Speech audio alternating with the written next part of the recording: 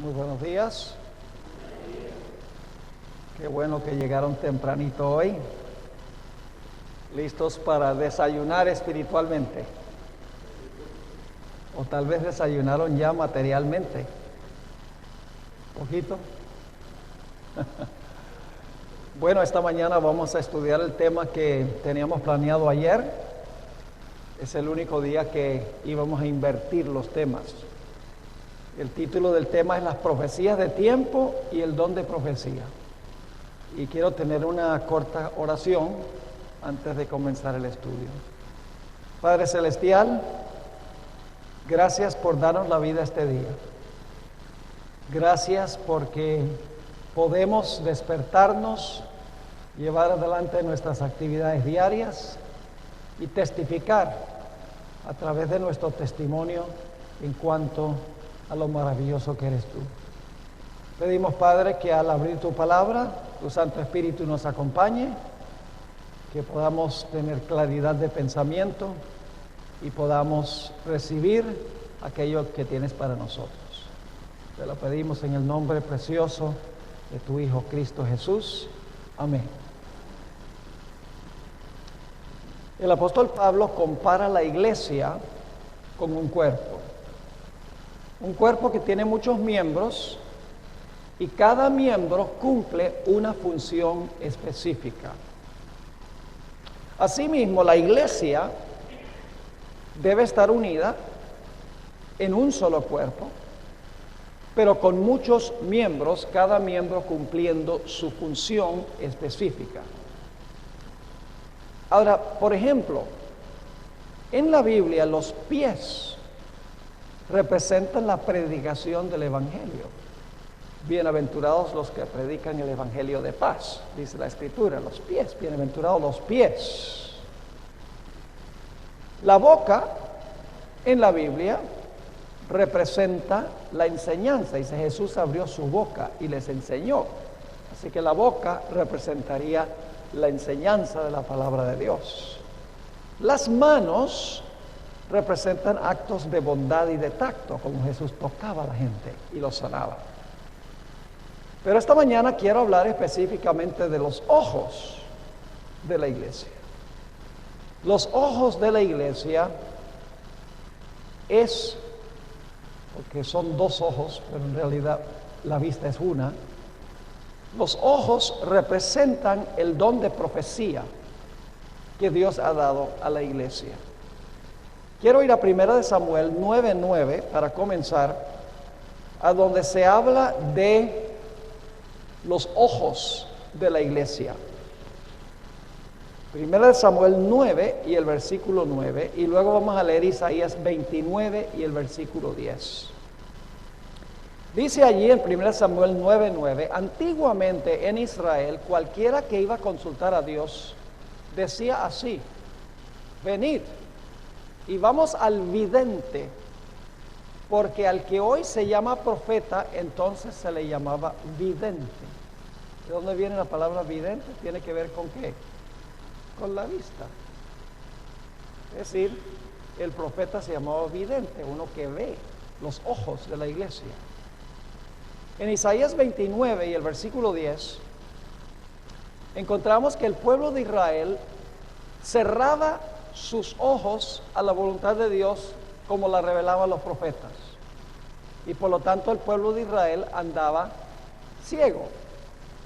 Dice ahí en Isaías 29:10, porque Jehová derramó sobre vosotros espíritu de sueño y cerró los ojos de vuestros profetas. Noten nuevamente la idea de los ojos relacionados con el don de profecía. Dice, cerró los ojos de vuestros profetas y puso velo sobre las cabezas de vuestros videntes. Otra vez, encontramos que los ojos se relacionan con el don de profecía. Por eso en Proverbios 29:18, un texto que ni siquiera hay que buscar porque ustedes lo conocen, dice, donde no hay visión, el pueblo se disipa o se desparrama. Y la palabra visión allí es la palabra chazón en hebreo, que es la misma palabra que se usa en Daniel 7, donde se dice que Daniel vio una visión. Es una visión profética. Donde no hay una visión profética, el pueblo se disipa. ¿Será posible que la razón por la cual la iglesia de la Odisea anda ciega es porque no hace caso al don de profecía?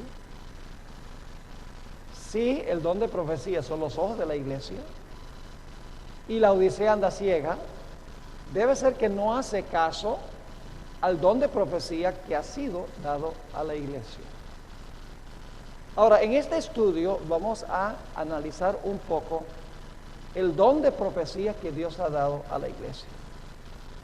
Y lo vamos a hacer analizando 5 profecías de tiempo específico que menciona la Biblia. 3 de estas profecías de tiempo se mencionan en el Antiguo Testamento y se cumplen en el Antiguo Testamento. 2 de esas profecías, aunque se mencionan en el Antiguo Testamento, se cumplen en el Nuevo Testamento. Sí, son 5 profecías de tiempo. 3 de ellas se cumplen en el Antiguo Testamento y 2 en el Nuevo Testamento, aunque las 5 se mencionan en el Antiguo Testamento. Ahora, Dios tiene un modus operandi cuando Él da estas profecías de tiempo. Y quiero relatarles cómo funciona este proceso cuando Dios da una profecía de tiempo. Lo primero que hace Dios es llamar a un profeta. A ese profeta Dios le da un mensaje. Vinculado con el mensaje hay una profecía de tiempo.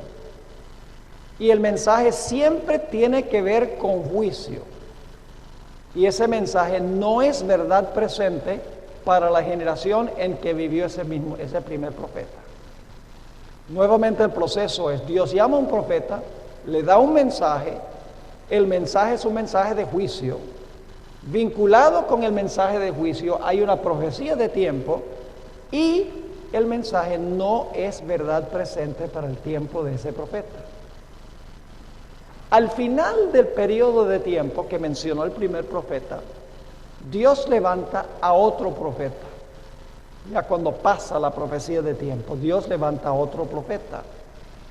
Y a ese profeta Dios le da el mismo mensaje que le dio al primer profeta. Es un mensaje de juicio, como Dios le dio al primer profeta. Pero ahora el mensaje llega a ser verdad presente cuando habla el segundo profeta. Y ese segundo profeta siempre, Dios a través de ese profeta sustrae o dirige a un remanente. Siempre hay la idea de un remanente cuando Dios levanta al segundo profeta. Ahora, estas profecías tienen que ver con los grandes eventos en la historia de la salvación. Cuando Dios usa este proceso, no lo usa para eventos insignificantes de la historia, los usa para los grandes hitos de la historia de la salvación. Los usa, por ejemplo, para hablar del primer profeta que se haya levantado jamás, Enoc. Lo usa para hablar del diluvio universal, un evento importantísimo. Usa este método cuando se refiere al éxodo de Israel de Egipto, un evento importantísimo. Lo usa cuando se refiere al cautiverio que iba a pasar Israel en Babilonia y cómo iba a ser librado después de un periodo de 70 años.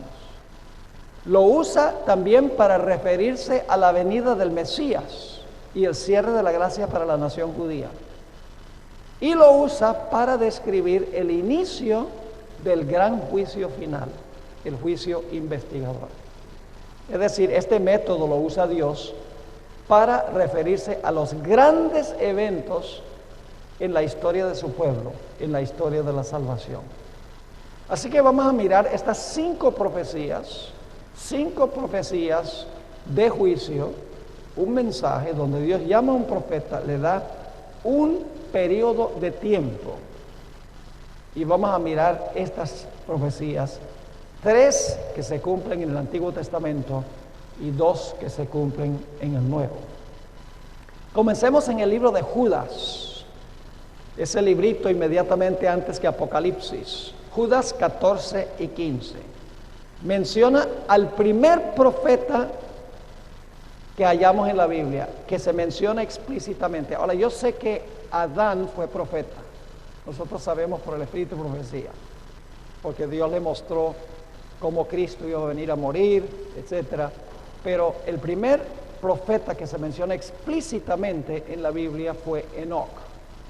Judas 14 y 15 dice: de estos también profetizó Enoc.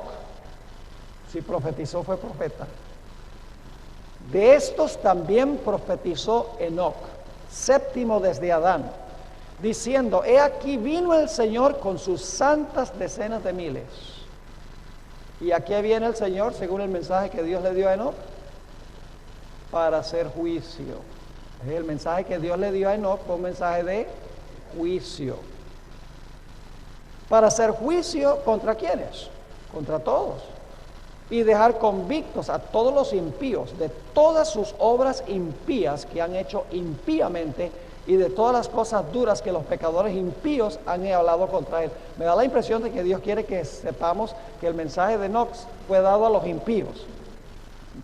4 veces se usa la palabra: para hacer juicio contra todos, dejar convictos a todos los impíos de todas sus obras impías que han hecho impíamente, y de todas las cosas duras que los pecadores impíos han hablado contra él. Es decir, está profetizando en cuanto al juicio de una sociedad impía.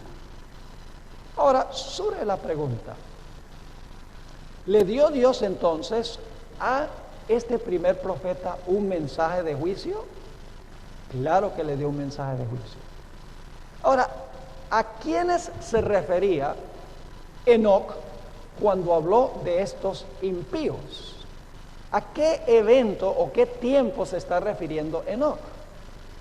En realidad, la respuesta es doble. En primer lugar, se está refiriendo a la sociedad antediluviana. ¿Era mala la sociedad antediluviana? Vamos a ver en unos momentos la descripción que da Génesis de esa sociedad. Pero sabemos que él estaba profetizando 2 eventos, porque el mismo Jesús conectó esos 2 eventos.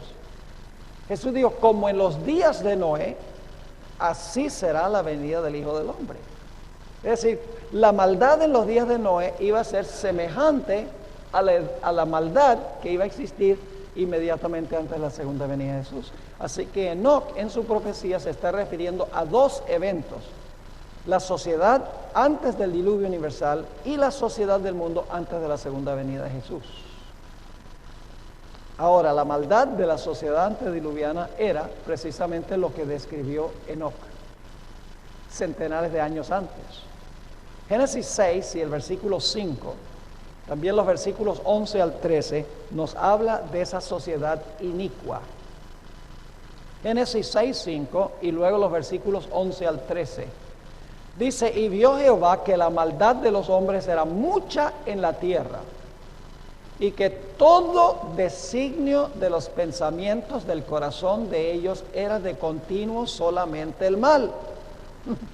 Fíjense qué fuerte la forma de expresar esto el libro de Génesis. Vio Jehová que la maldad de los hombres era mucha en la tierra, y que todo designio de los pensamientos del corazón de ellos era de continuo solamente el mal. Eso es lo que describió Enoc cuando habló de los impíos, y que Dios iba a venir en juicio en contra de los impíos. Como resultado de pensamientos impuros, inicuos, porque dice allí que todo designio de los pensamientos del corazón era el mal, eso se expresó en acciones malas, porque las acciones malas vienen de pensamientos malos. Por eso dice en los versículos 11 al 13, dice: y se corrompió la tierra delante de Dios, y estaba la tierra llena de violencia. Y miró Dios la tierra, y he aquí que estaba corrompida, porque toda carne había corrompido su camino sobre la tierra. Esa es la sociedad que describió Enoc. Y claro, también describe lo que va a suceder inmediatamente antes de la segunda venida de Jesús. Así que Enoc estaba profetizando la destrucción del mundo por causa de su impiedad, pero también estaba hablando de la destrucción del mundo en la segunda venida de Jesús por causa de la maldad del mundo. Ahora, lo interesante es que aunque Dios le dio a Enoc este mensaje de juicio en cuanto a la impiedad de la sociedad antediluviana, eso no era verdad presente para los días de Enoc. Porque Enoc vivió centenares de años antes de que Dios enviara el diluvio. Dios le dio el mensaje, pero no el juicio del cual habló Enoc no se cumplió en sus días, porque él fue arrebatado al cielo.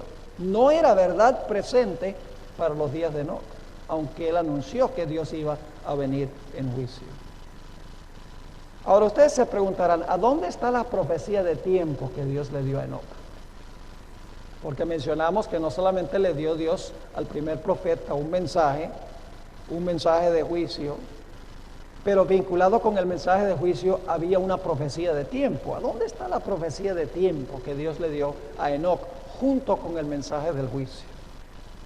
Bueno, para conseguir la respuesta a esta pregunta tenemos que excavar bajo la superficie. En realidad, en el libro de Génesis, cuando se dan nombres, los nombres son importantes. Si ustedes examinan el libro de Génesis, van a encontrar que por lo menos 75 veces se subraya la importancia de un nombre. Por ejemplo, el nombre Jacob, suplantador, es cambiado a Israel, príncipe de Dios. Sara, Saraí. Es decir, hay una cantidad, Abraham. Los nombres en Génesis tienen una importancia muy significativa. Y en el caso de Enoc, hay un nombre que es muy significativo. Hay un nombre en Génesis 5 que daba la fecha exacta para la destrucción del mundo que predijo Enoc. Y ustedes dicen, ¿cuál era ese nombre que daba la fecha exacta del diluvio, del juicio que iba a caer sobre el mundo antediluviano? Se encuentra en Génesis 5 y el versículo 21. Génesis 5 y el versículo 21. Enoc tenía un hijo y ese hijo se llamaba Matusalén. Dice allí, vivió Enoc 65 años y engendró a Matusalén. Ahora, el nombre Matusalén es un nombre compuesto de dos palabras hebreas. La palabra mut, que significa muerte o morir, y la palabra shalach, que significa enviar o ser enviado. Es decir, el nombre de Matusalén significa cuando muera será enviado. ¿Qué nombre tan raro para darle un hijo? Cuando muera será enviado. Inmediatamente uno se pregunta, bueno, ¿qué significa eso? Cuando muera será enviado, ¿qué? Es la pregunta. La respuesta es muy sencilla. Cuando muera, el diluvio o el juicio del cual habló Enoc iba a ser enviado. El nombre del hijo de el de Enoc, Matusalén, era una profecía de tiempo, el nombre. Y ustedes dicen, ¿cómo podemos comprobar que Matusalén murió inmediatamente antes del diluvio? Bueno, en primer lugar quiero mencionar la tradición judía. No nos guiamos por la tradición judía, pero muchas tradiciones de los judíos que se pasaron de generación en generación son fidedignos. Los judíos creen que Matusalén murió 10 días antes del diluvio, pero no tenemos que depender de la tradición judía, porque bíblicamente podemos comprobar que Matusalén murió el año del diluvio. Cuando muera será enviado. Vamos a mirar eso. Génesis 5:25. Génesis 5 y el versículo 25. Aquí nos dice cuánto tiempo vivió Matusalén hasta el momento cuando engendró a su hijo Lamec. Dice allí en Génesis 5:25, vivió Matusalén desde que Matusalén nació.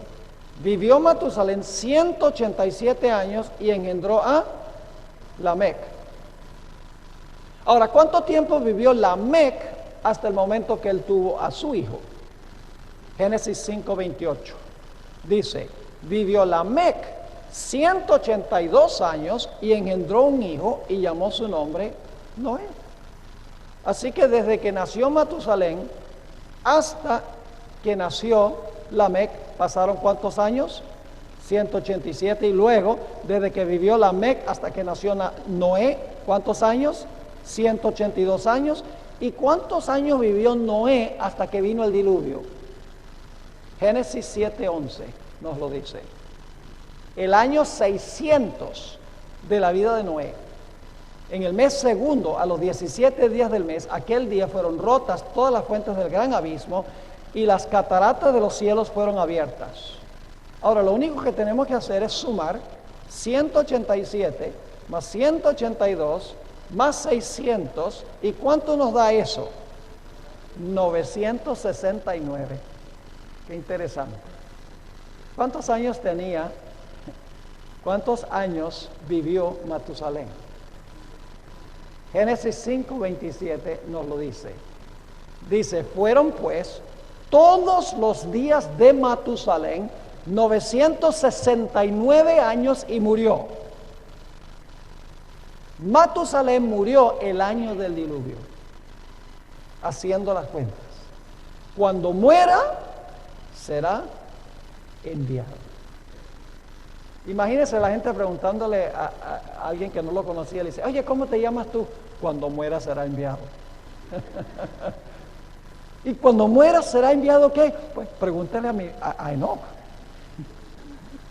Es decir, el nombre de Matusalén era una profecía de tiempo, desde que Dios iba a venir en juicio contra la civilización antediluviana. Un mensaje que no era verdad presente para los días de Enoc, pero iba a ser verdad presente en el futuro. Ahora yo pregunto, ¿cuándo iba a concluir este periodo de la vida de Matusalén? ¿Levantó Dios a otro profeta para hacer verdad presente el mensaje que le había dado a Enoc? Donde ahora el mensaje se aplica a esa época, claro que sí. ¿Cómo se llamaba ese segundo profeta? Noé. ¿Habló Noé de que Dios iba a venir en juicio? Lo mismo que predicó Enoc. Claro que sí. Noten Hebreos 11 y el versículo 7. Hebreos 11 y el versículo 7. Noé fue el profeta al final de este periodo. Dice aquí, por la fe Noé, cuando fue advertido por Dios acerca de cosas que aún no se veían, fíjate que era profeta porque Dios le mostró cosas futuras, con temor preparó el arca en que su casa se salvase, y por esa fe condenó al mundo y fue hecho heredero de la justicia que viene por la fe. Noé vio cosas futuras que no se habían realizado todavía, y fue predicador. Predicó el mensaje de juicio, porque nos dice en 2 de Pedro 2:5, 2 de Pedro 2 y el versículo 5, y si no perdonó al mundo antiguo, sino que guardó a Noé pregonero de justicia.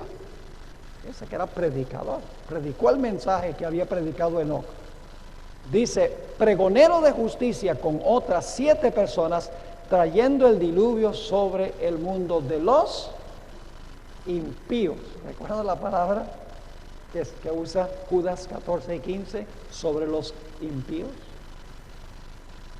Ahora yo pregunto, ¿este mensaje de Enoc llegó a ser verdad presente cuando este periodo llegó a su fin? Claro que sí. ¿Salvó Dios a través de Noé a un remanente? Un remanente de 8 personas fueron sustraídas del mundo y salvadas a través del liderazgo del segundo profeta. Así que ese es nuestro primer ejemplo de cuando Dios da una profecía de tiempo. Ahora vamos a nuestro segundo ejemplo, la segunda profecía de tiempo que se cumple en el Antiguo Testamento. Vamos a Génesis 20 y el versículo 7. Génesis 20 y el versículo 7. Antes de leerles este versículo, les doy un poquito de marco histórico. Ustedes recuerdan que Abraham llegó a la ciudad de Gerar, donde había un rey llamado Abimelech, y él tenía temor de que Abimelech lo iba a matar a él para tomar a su esposa, porque Abraham mintió 2 veces, una vez en Egipto y otra vez en Gerar. Entonces, para salvar mi cuero, Dice, lo que voy a hacer es decirle que es mi hermana. Y era una media verdad, si era hermana, era medio hermana. Lo que no le dijo es que también era la esposa. Ahora, Abimelech, como sospechó Abraham, tomó a la esposa de Abraham. Y esa noche Dios le dio un sueño a Abimelech. Y le dijo a Abimelech lo siguiente que encontramos en Génesis 20 y el versículo 7. Ahora pues, devuelve la mujer a su marido porque es profeta. Generalmente no pensamos de Abraham como profeta, pero explícitamente se le llama profeta. Ahora pues, devuelve la mujer a su marido porque es profeta y orará por ti y vivirás. Y si no la devolvieres, sabe que de cierto morirás tú y todos los tuyos. Dios llamó a Abraham y Abraham era un profeta. Ahora yo pregunto, ¿será que Dios le dio a Abraham un mensaje de juicio? Y vinculado con el mensaje del juicio, ¿le dio una profecía de tiempo? Absolutamente. Vamos a Génesis 15 y el versículo 13 y 14. Dios le dio a Abraham una profecía de tiempo y esa profecía tenía que ver con juicio. Génesis 15, 13 y 14. Dice, entonces Jehová dijo a Abraham, ten por cierto que tu descendencia morará en tierra ajena y será esclava allí y será oprimida 400 años. Una profecía de tiempo, ¿sí o no? Y luego dice, mas también a la nación a la cual servirán juzgaré yo. Una profecía de tiempo vinculada con una profecía de juicio. Y dice, y después de esto saldrán con gran riqueza. Ahora yo pregunto, ¿este mensaje era verdad presente para los días de Abraham? No. Dios le dio el mensaje, era un mensaje de juicio, pero no se iba a cumplir en los días de Abraham, se iba a cumplir mucho después. Es más, en Génesis 15:15 dice, le dice Dios a Abraham, y tú vendrás a tus padres en paz y serás sepultado en buena vejez. Es decir, este juicio no tiene que ver con tu tiempo, tú vas a dormir tranquilito, no es para tu época. Así que resumiendo, Dios llamó al profeta Abraham, le dio un mensaje de juicio, vinculado con el mensaje de juicio había una profecía de tiempo y esa profecía no era para los días de Abraham. Ahora yo pregunto, cuando estaban por terminar los 400 años, ¿levantó Dios a otro profeta para hacer verdad presente el mensaje que le había dado a Abraham? ¿Cómo se llamaba ese profeta? Ese profeta se llamaba Moisés. Y el día preciso, según Éxodo, cuando el periodo del cual había hablado Dios se cumplió, el pueblo de Israel salió de Egipto y Dios juzgó a Egipto el mismo día, dice en Éxodo. Ahora, surge la pregunta, ¿será que Moisés era profeta? Generalmente no pensamos de Moisés como profeta, pero noten lo que dice Oseas 12 y el versículo 13. Oseas 12 y el versículo 13 claramente identifica a Moisés como profeta. Dice allí en Oseas 12:13, y por un profeta Jehová hizo subir a Israel de Egipto, y por un profeta fue guardado. Interesante. Es decir, Dios llamó a Abraham, le dio una profecía de tiempo, junto con la profecía de tiempo, un mensaje de juicio. Le dijo que esto no era verdad presente para su época. Al final Dios levanta a otro profeta que va a decir, ahora la profecía de tiempo ha llegado a su fin. Ahora Dios va a juzgar a los egipcios. Y yo pregunto, ¿Moisés sacó de Egipto a un pueblo remanente? Sacó a un remanente de Egipto. Exactamente. Ahora vamos a nuestro siguiente ejemplo. Otra profecía de tiempo que se cumple en el Antiguo Testamento. Vamos al libro de Jeremías 1 y el versículo 5. No lo voy a leer ni siquiera, pero ahí dice que Dios escogió a Jeremías como profeta desde antes que naciera. Así que sabemos que Jeremías fue profeta, lo dice la Biblia. Ahora, ¿será que Dios le dio a Jeremías un mensaje de juicio y vinculado con el mensaje le dio una profecía de tiempo? Claro que sí. Noten Jeremías 25 y el versículo 11 y 12. Jeremías 25 y el versículo 11 y el versículo 12. Aquí dice, Dios hablándole a Jeremías, toda esta tierra será puesta en ruinas y en espanto. Y servirán estas naciones junto con Israel. Y servirán estas naciones al rey de Babilonia 70 años. Ahí está la profecía de tiempo. Versículo 12, y cuando sean cumplidos los 70 años, castigaré al rey de Babilonia. Interesante, Dios iba a venir en juicio contra Babilonia, ¿verdad? Algunas versiones dicen visitaré al rey de Babilonia. No es una visita amistosa. Dice, castigaré al rey de Babilonia y a aquella nación por su maldad. Ha dicho Jehová, y a la tierra de los caldeos, y la convertiré en desiertos para siempre. Es decir, Dios levanta al profeta Jeremías, le da una profecía de tiempo, 70 años. Le dice, cuando concluyen los 70 años, Dios va a venir en juicio. ¿Era ese mensaje verdad presente para el tiempo de Jeremías? No, Jeremías murió mucho antes que se terminaran los 70 años. No era verdad, pero Dios no iba a cumplir esa profecía en los días de Jeremías. Y yo pregunto, cuando este periodo terminó, Dios levantó a otro profeta que hizo verdad presente el mensaje que le había dado a Jeremías. Absolutamente. Vamos a Daniel 9, 1 y 2.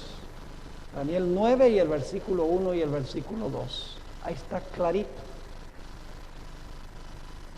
Esto está sucediendo en el año 536. El pueblo de Israel acaba de ser librado. El pueblo de Israel no ha sido librado todavía, pero en el 539 había caído Babilonia, había sido castigada Babilonia. Y había una profecía de tiempo que decía que iban a pasar 70 años. Los 70 años comienzan en el 605 a.C. Así que Daniel sabe en el 536, él sabe calcular, él dice, yo sé que la profecía de tiempo tiene que cumplirse. Y fíjense la profecía que estaba estudiando Daniel. Daniel 9, 1 y 2. En el año primero de Darío, hijo de Asuero, de la nación de los Medos, que vino a ser rey sobre el reino de los caldeos, en el año primero de su reinado, que es el 536, yo, Daniel, miré atentamente en los libros el número de los años de que habló Jehová al profeta Jeremías, que habían de cumplirse las desolaciones de Jerusalén en 70 años. ¿Qué profecía estaba estudiando Daniel? La misma profecía que Dios le había dado a Jeremías, la profecía de los 70 años, porque Daniel sabía que ahora esa profecía se iba a cumplir y el pueblo de Dios iba a salir y que él iba a jugar una función en ese proceso. Ahora, ¿saben lo que es interesante? Lo que es interesante, la hermana Juárez relata esto, y es cuando Darío el Medo y su general Ciro secaron el río Éufrates y entraron a la ciudad de Babilonia. Ella dice que Daniel tuvo un encuentro con Darío y con Ciro. Y le dijo a Ciro, te he estado esperando. Y Ciro dice, ¿cómo que me has estado esperando? Dice, sí, sabes que había una profecía con tu nombre propio, más de 100 años antes que nacieras, que tú ibas a venir a hacer esto. La profecía está en Isaías, el capítulo 45 y el versículo 1. Y cuando Ciro escuchó que Dios lo había nombrado por nombre, más de 100 años antes de que naciera, de que él iba a dejar ir al pueblo de Dios, Ciro dio el decreto que se encuentra en Esdras 1, 1 al 4, declarando que el pueblo de Dios podía regresar otra vez a su tierra. Lo mismo que había dicho Jeremías 70 años antes. ¿Se fijan cuál es el proceso? ¿Llegó a ser verdad presente bajo el liderazgo de Daniel la profecía de los 70 años? Obviamente que sí. Ahora vamos a nuestro cuarto ejemplo. Es una profecía que se da del Antiguo Testamento, pero se cumple en el periodo del Nuevo Testamento. Daniel dio una profecía que se conoce como la profecía de las 70 semanas. Esta profecía de las 70 semanas se centra en tres grandes eventos. Tiene otros aspectos, por ejemplo, la construcción de los muros de Jerusalén en el año 408, pero se enfoca al final de este periodo en tres grandes eventos. En primer lugar, la llegada del Mesías. Y la palabra Mesías significa ungido. Es decir, la profecía habla del ungimiento del Mesías. En segundo lugar, se centra en la muerte del Mesías. A la mitad de la semana, el Mesías sería cortado y la ofrenda y el sacrificio cesaría. Es decir, se enfoca en el ungimiento, se enfoca en la muerte a la mitad de la última semana y se enfoca también en el cierre de la puerta de la gracia para la nación judía, que sabemos que sucedió con el apedreamiento de Esteban por causa del pueblo rechazar a Cristo Jesús. Ahora vamos a leer esa profecía, una porción de ella en Daniel 9, 24 y 25. Daniel 9, 24 y 25. 70 semanas están determinadas sobre tu pueblo y sobre tu santa ciudad para terminar la prevaricación, para poner fin al pecado y expiar la iniquidad, para traer la justicia perdurable, para sellar la visión y la profecía. Esa palabra sellar se traduce ahí mismo en Daniel para terminar, para concluir visión y profecía. Y eso tiene que ver con el apedreamiento de Esteban. No voy a entrar en eso ahora porque no disponemos del tiempo, pero tiene que ver. La última visión que se le dio al pueblo de Israel fue la visión que tuvo Esteban cuando vio el cielo abierto y el Hijo del Hombre en el cielo.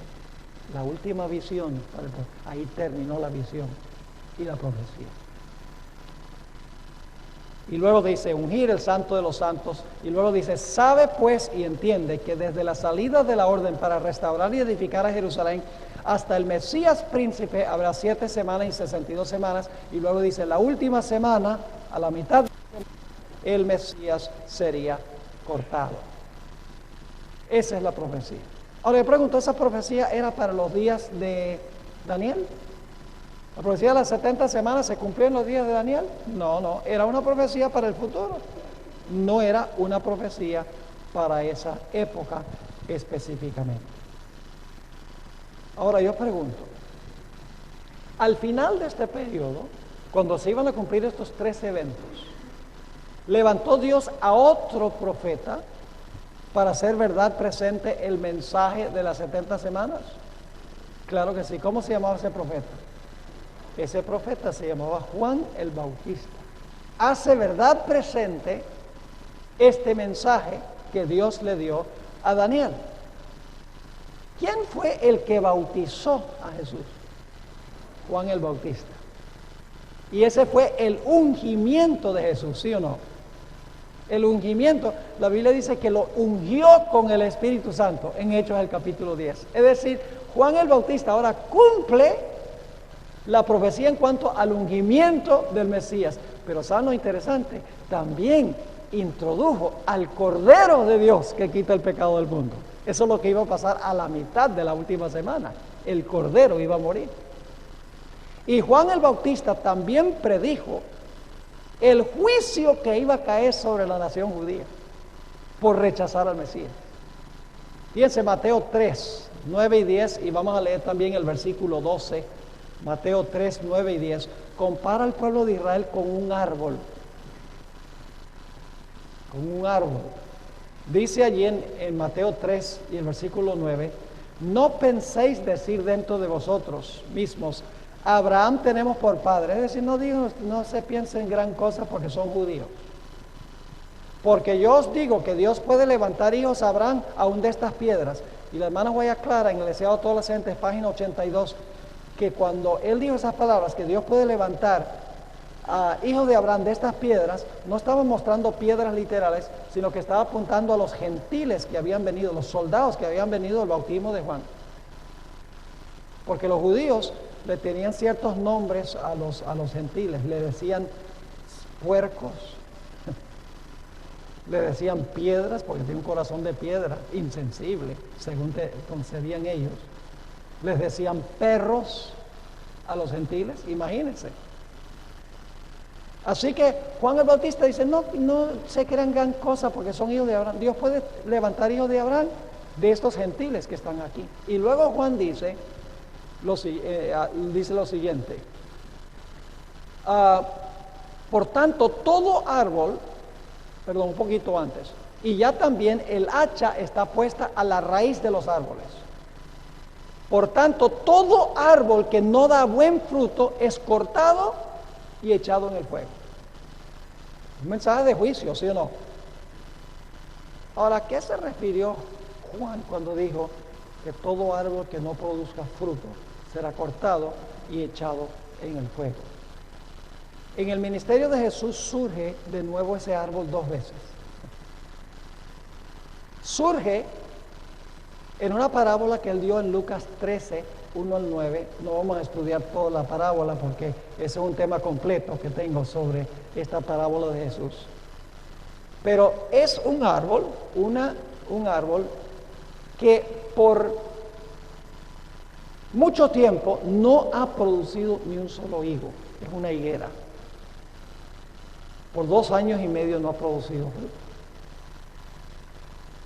Ahora, es interesante notar que cuando no ha producido fruto, el dueño del árbol dice, cortemos ese árbol. ¿Para qué va a ocupar la tierra? Pero el que cuida el árbol dice, no, esperemos 1 año más. Y si en este año produce fruto, bien. Si no produce fruto, entonces lo cortamos.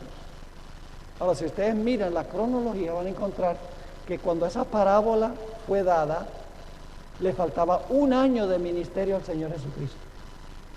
Es decir, el que cuidaba el Padre era el que decía, cortémoslo porque no ha producido fruto. Pero Jesús dice, déjalo un año más, que es el último año del ministerio de Cristo. Y Él dice, yo lo voy a regar, yo lo voy a abonar, yo lo voy a cuidar. Entonces, si produce fruto, bien. Si no produce fruto, entonces lo cortamos.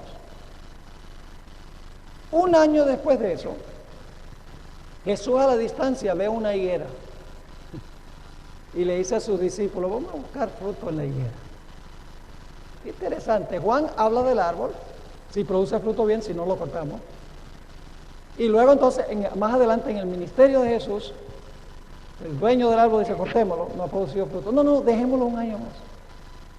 Y al final de ese año, ahora, el Señor Jesucristo dice, vamos a buscar fruto en la higuera. ¿Y qué pasaba con esa higuera? Esa higuera no tenía fruto. ¿Y qué pasó con la higuera? Se secó de raíz. Y se pasaron el próximo día y se había secado de raíz. ¿Qué representaba esa higuera? La nación judía. Lo dice explícitamente Elena White y también la Sagrada Escritura, porque Israel era representado por una higuera. Así que fíjense, Juan el Bautista está prediciendo que hay un árbol que no va a producir fruto y que va a ser cortado. El último evento de la profecía de las 70 semanas. Los 3 eventos de la profecía de las 70 semanas, cuando concluye la profecía, los profetiza Juan, el profeta que hace verdad presente la profecía de las 70 semanas. Ahora vamos a nuestro último ejemplo. ¿Están entendiendo el proceso? Interesante proceso, ¿verdad? Vamos a nuestra última profecía de tiempo. Hay una profecía más larga en el libro de Daniel, la profecía de los 2300 días. Comienza al mismo tiempo que las 70 semanas, en el año 457 antes de Cristo. Y esa profecía dice en Daniel 8:14, hasta 2300 tardes y mañanas, luego el santuario será purificado. Una profecía de tiempo, ¿verdad? Ahora, ¿qué es la purificación del santuario? La purificación del santuario tiene que ver con el día de expiación. Y el día de expiación era el día de ¿qué? De juicio en Israel. Cuando se separaban a los fieles de los infieles, los que afligían sus almas de los que no afligían sus almas. Es decir, el mensaje de Daniel 8:14 es un mensaje que en 2300 días iba a comenzar el juicio. Era un mensaje de juicio, con una profecía de tiempo. Ahora, ¿era este mensaje para los días de Daniel? No. En Daniel 12:4 dice, pero tú, Daniel, cierra las palabras y sella el libro hasta el tiempo del fin. Es decir, una profecía para el tiempo del fin. Muchos correrán de aquí para allá y la ciencia se aumentará. En el versículo 9 de Daniel 12 dice, él respondió, anda Daniel, pues estas palabras están cerradas y selladas hasta el tiempo del fin. Esto no es para tu época. Y en el versículo 13 dice, y tú irás hasta el fin, reposarás y te levantarás para recibir tu heredad al final de los días. Es decir, esto no se aplica a ti, yo te la doy, cuando llegue al final del periodo, ahí se va a cumplir, pero no se va a cumplir en tu tiempo. Entonces yo pregunto, ¿será que hacia el final de este periodo de tiempo, Dios iba a levantar un movimiento y luego a un profeta para hacer verdad presente el mensaje que Dios le dio a Daniel de los 2300 días? Pues Dios tiene un proceso cuando da profecías de tiempo. Y es que al final del periodo Dios levanta a un profeta para hablar de lo mismo que habló el primer profeta. Así que al final de los 2300 días debemos esperar un movimiento y un profeta que predique este tema específicamente. Y así fue, que poco antes de 1844, Dios levantó un movimiento intercontinental e interdenominacional. Y el versículo central de su predicación era, hasta 2300 días y el santuario será purificado. Y junto con eso predicaban, temed a Dios y dadle gloria, porque la hora de su juicio ha llegado. Predicaron el versículo preciso que Dios le había dado a Daniel sobre el inicio de la profecía de los 2300 días, el inicio del juicio en 1844. ¿Por qué estaban predicando ese mensaje? Había mucho que predicar en la Biblia, pero estaban predicando ese mensaje específicamente. Estaban haciendo verdad presente. Ahora, sabemos que los mileritas comprendieron mal el evento que iba a suceder en 1844.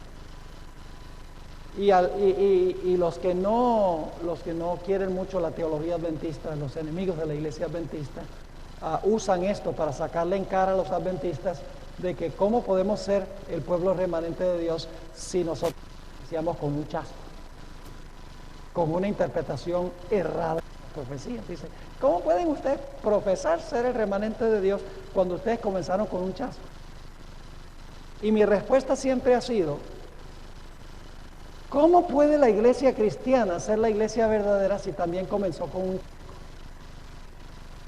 Entonces enseguida dicen, ¿cómo es que comenzó la iglesia cristiana con un chasco? Le digo, mire, ¿ustedes recuerdan la entrada triunfal de Cristo a Jerusalén? ¿Recuerdan? La entrada triunfal. Estaban proclamando que Cristo era ¿qué? Rey. Estaba montado en un asno. Los reyes de Israel montaban en asnos. Y la gente estaba cantando, ¡Hosana al Rey! Bendito el que viene en el nombre del Señor. Todo el mundo creía que era un rey. ¿Era un rey? Sí, pero no la clase de rey que ellos estaban esperando. No iba a fundar el reino que la gente estaba esperando que iba a fundar. Ellos creían, entendieron mal el evento. Estaban bien con el tiempo, sabían que había llegado el tiempo por la profecía de las 70 semanas, pero entendieron mal el evento. Después, muchos estaban gritando, crucifícale, crucifícale. Así que Si nosotros decimos que la iglesia adventista no puede ser la iglesia remanente porque comenzó con un chasco, entonces tenemos que decir que la iglesia cristiana también se originó con un chasco, porque comprendieron mal el evento que se iba a realizar, aunque estaban correctos en cuanto al tiempo.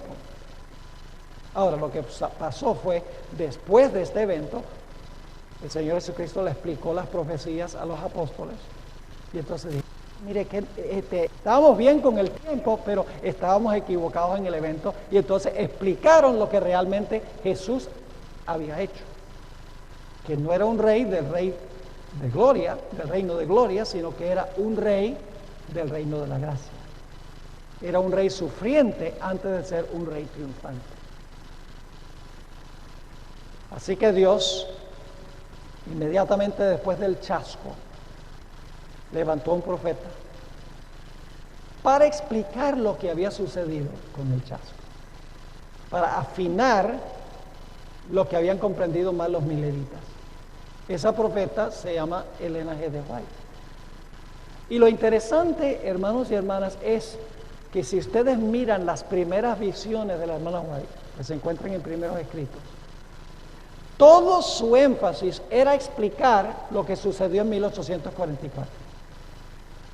Todas sus visiones, sus primeras visiones que se encuentran en primeros escritos, tenían el propósito de explicar el chasco y lo que Jesús había ido al lugar santísimo para desempeñar. Toditas esas visiones. La de la puerta abierta, la de los 3 escalones que llevan a una plataforma, la de la visión del trono donde se mueve el Padre y luego después se mueve el Hijo. Todas sus primeras visiones tenían como propósito explicar la profecía de los 2300 días. Ahora, la hermana White podría haber hablado de muchas cosas. ¿Por qué habló de ese tema específico? ¿Por qué Dios le dio a Elena White y le dijo: mira, háblame de este tema de los 2300 días y lo que iba a suceder? Porque ella fue el profeta que hizo verdad presente lo que había hablado Daniel tanto tiempo antes. Ahora, hay un detalle interesante y vamos a terminar con esto. Y es que alrededor del año 1844, de unos 20 años antes y después, se levantaron un montón de movimientos. Durante ese tiempo se levantó la iglesia Ciencia Cristiana y tenía su profeta, se llamaba Mary Baker Eddy, era una secta como espiritista. Durante ese tiempo se levantó el mormonismo con su profeta José Smith. Durante ese tiempo se levantó lo que se conoce como la teosofía o la nueva era con su profetisa Elena Blavatsky. Durante ese tiempo se estableció la secta de los Bahá'í con su fundador Abdul Baha. Durante ese tiempo se levantó el espiritismo, las hermanas Fox, ¿recuerdan? 1848. Durante ese tiempo se levantó el pentecostalismo con su profetisa Margarita MacDonald. Durante ese periodo se levantaron los testigos de Jehová con su fundador Charles Russell. Durante ese tiempo se estableció el evolucionismo, Charles Darwin. Durante ese tiempo se levantó el marxismo. Es la época de Carlos Marx y Friedrich Engels.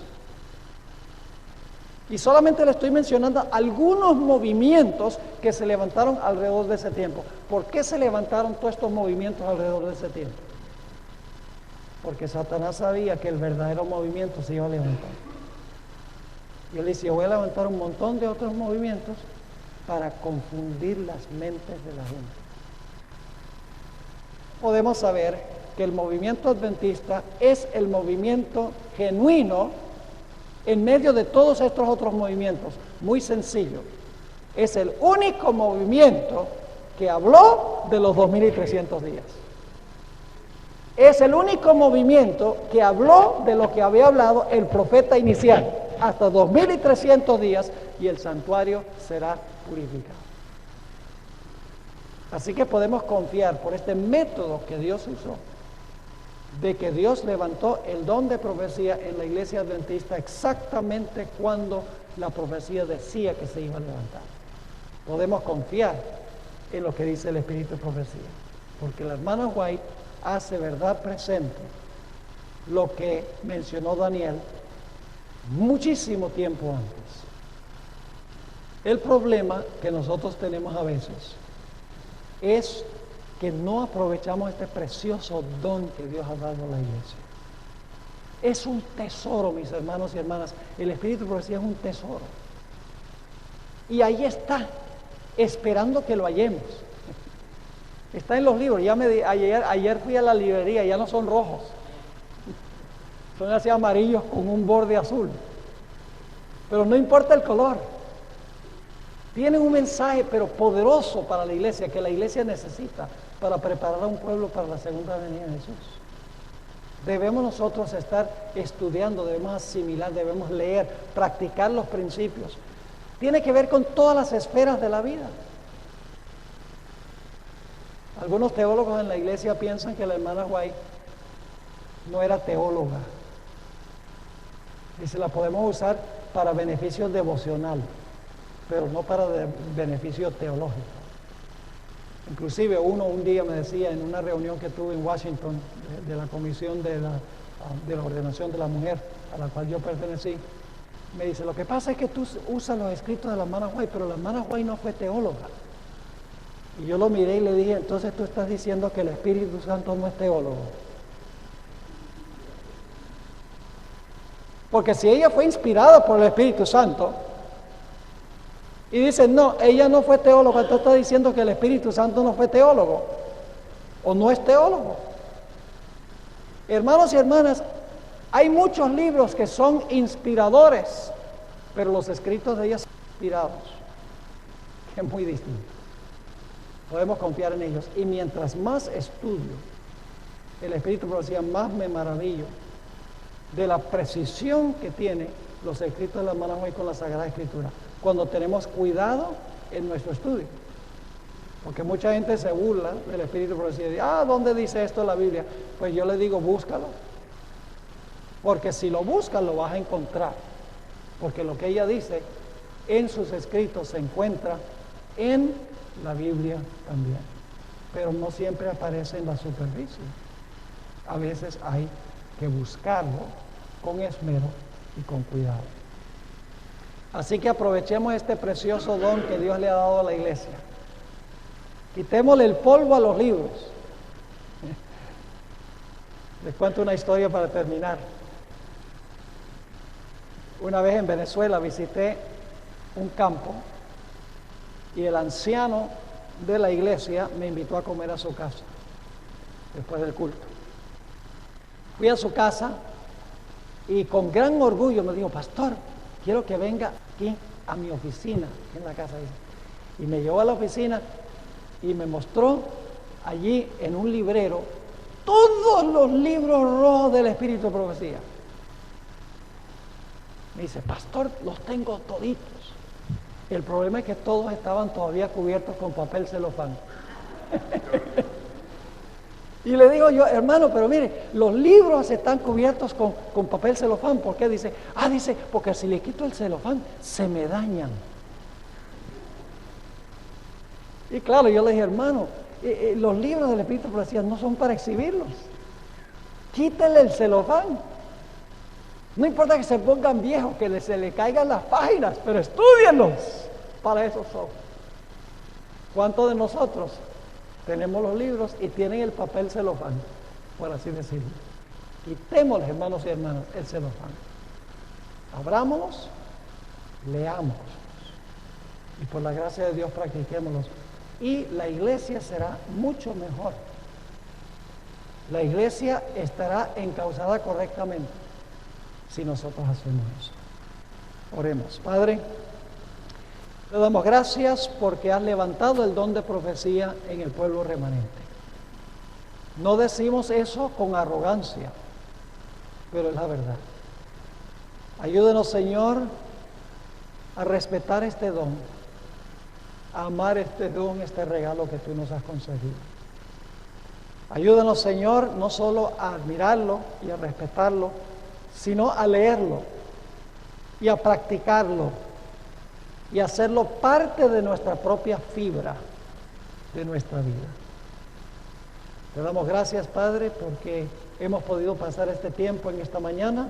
Te ruego que no sea solamente una presentación académica, sino que haga impacto en nuestro ser. Gracias, Padre, por escucharnos y por acompañarnos durante este día y volvernos a traer esta noche para la reunión. Te lo pedimos en el nombre de Jesús. Amén. Amén.